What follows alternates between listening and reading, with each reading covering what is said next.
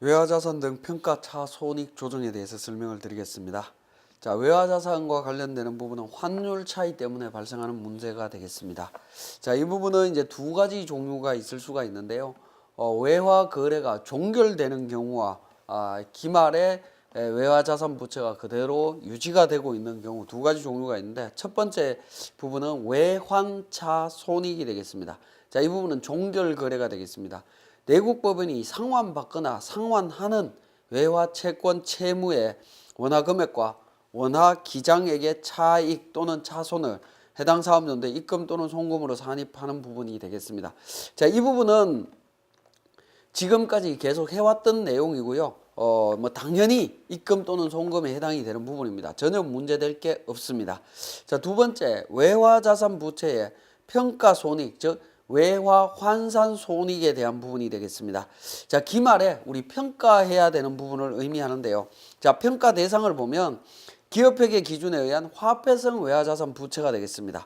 자, 이 화폐성 외화자산 부채에 대한 개념을 적어놨는데 제가 한번 읽어보면요. 화폐 가치의 변동과 관계없이 자산 부채 금액이 계약 기타에 의하여 일정액의 화폐액으로 고정되어 있는 경우에 당해 자산 부채를 말한다라고 되어 있습니다. 자, 이 정의를 읽어보면 굉장히 어렵습니다. 어려운데 그 표에 보면 화폐성과 비화폐성을 제가 요약을 해놨는데요. 자, 간략하게 간단한 부분들은 이렇게 생각하시면 됩니다. 관련되는 자산 부채가 소멸할 때 상대방 계정 과목이 현금 또는 예금으로 계정 과목이 일반적으로 오는 경우에는 화폐성 외화자산 부채라고 보시면 됩니다. 예를 들어서 보통 예금이라고 하면 보통 외화 예금 같은 경우에 외화 예금이 대변에서 사라지게 되면 차변에 올 수 있는 부분들은 기본적으로 현금을 찾아오는 거죠. 원화로 현금이 들어오게 됩니다. 화폐성이 된다라는 겁니다. 외상매출금, 외화 외상매출금 대변에서 감소하게 되면 차변에 돈이 들어오게 되겠죠. 현금이 들어오게 됩니다. 예금으로 들어오거나 현금으로 들어오거나 화폐성이다라는 겁니다. 차입금, 외화 차입금이 소멸하게 되면 차변에서 현금 또는 예금이 나가게 되죠. 화폐성으로 분류하시면 됩니다. 자, 그러면 이제 선수금과 선급금은 어떻게 되느냐? 선수금이 부채가 차변에서 감소하게 되면 기본적으로 매출액이 발생하게 됩니다. 매출과 관련되는 계정 과목이기 때문에 현금 예금이 아니기 때문에 비화폐성으로 이해를 하시면 되겠습니다.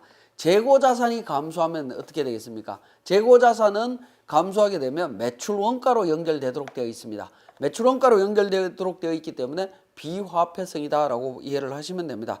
물론 화폐성에 대한 개념도 중요하지만 개념으로 이해하시기가 어렵다면 계정 과목에 있는 성격이 감소할 때, 관련되는 계정 과목이 감소할 때 상대방 계정 과목이 현금 또는 예금으로 오는 경우에는 화폐성이다 라고 분류하시고 평가를 해주시면 되겠습니다.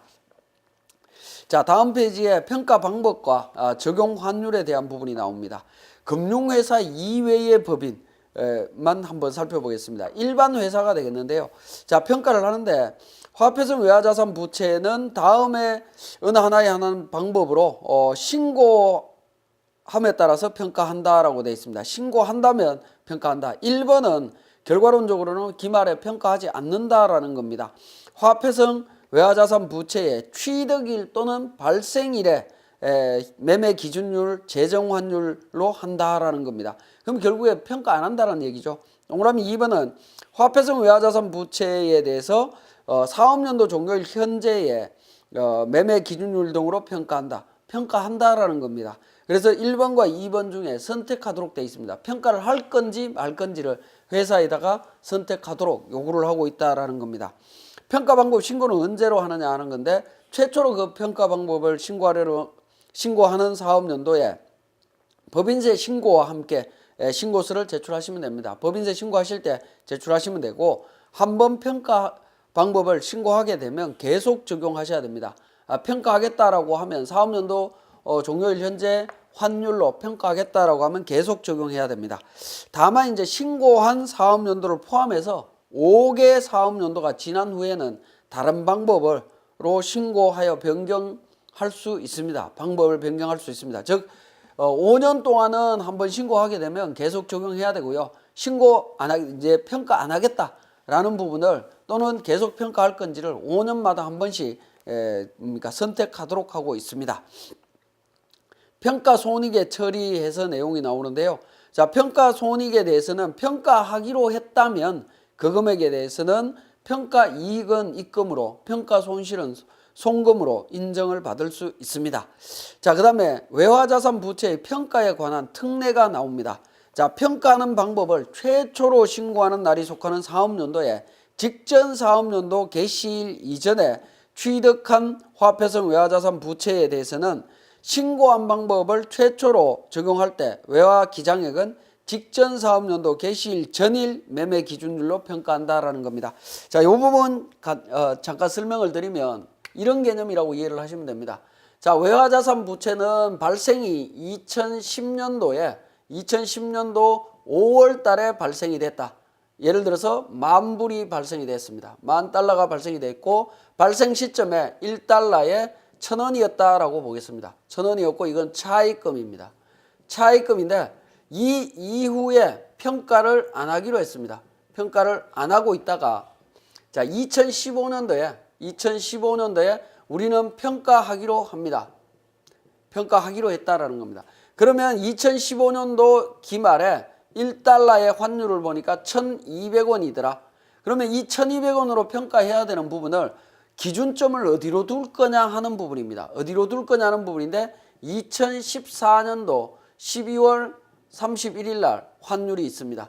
환율이 1달러에 1,100원이다라고 하면 1,100원이다라고 하면 이 1,100원 금액과 비교해서 정리를 해라라는 겁니다. 당초 평가 안 했던 당초 발생되던 이 금액과 비교하는 게 아니다라는 겁니다. 만약에 이 금액과 비교해서 환율을 비교해서 해라라고 하면 평가하지 않았던 이 부분이 일시에 평가되는 문제가 발생을 합니다. 귀속되는 문제가 발생하기 때문에 이렇게는 적용하지 않는다. 그래서 평가 방법은 2015년도 거는 2016년 3월 달에 법인세 신고할 때 평가 방법 신고서를 제출하면서 환율은 1년치 갖고만 비교를 한다라는 겁니다. 비교를 해서 평가한다라는 걸 이야기하고 있습니다. 자, 그러면 세무사랑 2를 통해서 구체적인 내용 살펴보도록 하겠습니다. 자, 세무사랑 2를 통해서 외화자산 등에 대한 평가 차손익 조정 명세서를 작성해 보도록 하겠습니다. 우리 교재 자료에 보면 회사 보유 외화자산에서 외화 예금과 외화 차입금이 있습니다. 자, 외화 예금과 외화 차입금은 화폐성 자산 부채가 되겠습니다. 자, 이 부분에 대해서 장부상 금액과 기말 평가 금액, 평가 차손익을 계상한 걸 확인하실 수가 있고요. 사업연도 말일 현재에 환율 정보가 주어져 있습니다. 환율 정보는 여러 가지 환율이 있습니다만은 기준 환율을 적용해 주시면 되겠고, 기준 환율을 조회할 수 있는, 확인할 수 있는 인터넷 사이트는 서울 외국환 중개 주식회사가 되겠습니다. 서울 외국환 중개 주식회사에 가시게 되면 모든 그러니까 화폐 단위에 대한 기준 환율이 고시가 되어 있습니다. 그 기준 환율을 확인해 주시면 되겠고요. 기업회계에 따라서 외화자산 부채를 평가했고 직전 사업연도 3월 31일 매매 기준율에 의한 외화자산 부채의 평가 신고서를 제출했다라는 겁니다. 이미 제출을 했기 때문에 그대로 진행하실 수가 있을 것 같습니다. 평가하기로 이 회사는 선택을 했다라는 거죠. 그래서 우리 법인조정에 과목별 세무조정 2에 보시면 외화자산 등에 대한 평가 차손익 조정 명세서가 있습니다. 자, 세무사랑 2에서 법인조정 과목별 세무조정 2 외화자산 평가 차손익 조정 명세서를 실행을 해보겠습니다. 자, 실행을 하게 되면 외화자산 부채의 평가에서 을지와 갑지로 이렇게 구분을 하실 수가 있는데요. 자, 화폐성 외화자산에 대한 자산 부분과 부채 부분을 상단 부분과 하단 부분으로 이렇게 구분을 하고 있고요. 자, 이 부분을 이제 작성을 하실 때 외화자산 종류별로 그러니까 화폐 단위별로 이제 정리를 해주시면 됩니다. 우리 교재에서는 이제 US 달러로 표현이 되어 있기 때문에 US 달러에 대한 내용으로만 정리를 하시면 되겠고요. 만약에 엔화라든가 뭐 유로화라든가 이런 화폐가 있다라고 하면 종류별로 외화 금액을 화폐 단위를 적어주시면 되겠습니다. 자, 자산 부분을 먼저 보시면 자산은 US 달러 즉 외화 예금은 US 달러로서 34,000불이고요. 외화 금액 34,000불이고 적용 환율은 이때 이제 좀 주의하실 거는 동그라미 4번에 있는 장부가액에 대한 부분인데요. 보통은 보면 우리 교재 자료에 외화 예금에서 장부상 금액은 4,080만 원이고 기말 평가 금액이 4,300만 원이다라고 되어 있는데 4,300만 원이 기말 평가 후에 장부상 가액일 겁니다. 근데 대부분 장부상 가액이다라고 하면 그러니까 기업회계에 따라서 평가한 후 12월 31일자 장부 가액을 기록을 하는데 그렇게 기록하시는 게 아니고요. 기업회계에 따른 평가하기 전 그러니까 환율을 적용을 하게 되어 있습니다. 그렇기 때문에 평가 전 장부 가액인 4,080만 원에 대한 정보를 입력을 한다라는 겁니다. 그리고 세법에 의한 평가 기준 환율 1,250원을 기준으로 해서 평가 금액을 계산합니다. 그러면 세법상의 평가 손익은 170만 원이 된다라는 거죠. 170만 원이 되겠습니다. 자, 부채도 마찬가지가 되어 있습니다. 외화 차입금에 대해서 US 달러로 10만 불이고요. 장부가액은 기말 평가 금액인 1억 2천이 아니라 평가 전 장부가액이었던 1억 1천에 대한 정보를 입력을 합니다. 그리고 환율은 1,250원으로 해서 1억 2,500으로 평가 금액을 적용해 주시면 되겠고 평가 손익은 1,500만 원이 발생이 되어 있습니다. 자, 이 두 평가 금액을 기준으로 우리 갑질을 작성을 하게 됩니다. 갑질을 작성하시는데 상단 부분에 있는 부분은 이 부분은 과거에 있던 내용이기 때문에 무시하시면 되겠고요. 하단 부분에서 당기 송금 해당액, 자, 을지에서 평가 이익과 평가 손실에 대한 부분이 동시에 나타났습니다. 이 금액을 합치니까 순액으로 손실 1,330만 원이 발생이 되어 있다라는 겁니다. 그러면 3번에서 회사 송금 계상액이라고 하는 부분은 회사에 쓰는 평가 손익을 얼마를 계상했느냐, 손익계산서에 비용 계상한 금액입니다. 우리 자료에 보면 220만 원의 평가 이익과 1,000만 원의 평가 손실을 계상했습니다. 이 두 개를 합치게 되면 순액으로 780만 원의 손실을 계상을 했죠. 그 두 개, 기업회계에서는 780만 원의 손실을 계상을 했는데 세법상에서는 1,330만 원이 손실이다라는 겁니다. 그래서 추가로 조정해야 되는 금액이 550만 원의 손실이 추가로 발생했다라는 것을 확인하실 수가 있습니다. 그래서 외화자산 등 평가 손익 조정 명세서에 있어서는 을지를 작성하실 때 이 장부가액이 기말 장부가액이 아니라 기말에 평가를 했다면 평가 전 장부가액을 기록해서 갑지에서 손익계산서에 반영되어 있는 평가 손익 금액과 세법상의 평가 손익 금액을 조정해서 차이를 조정해서 조정하는 과정을 확인할 수 있도록 구성을 하셔야 됩니다.